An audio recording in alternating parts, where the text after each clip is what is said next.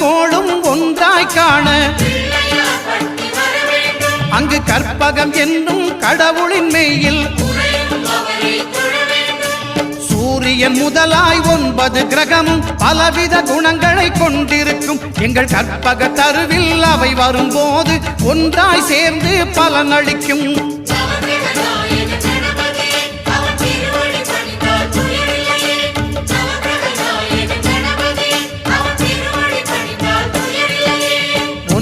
கோளும் ஒன்றாய் காண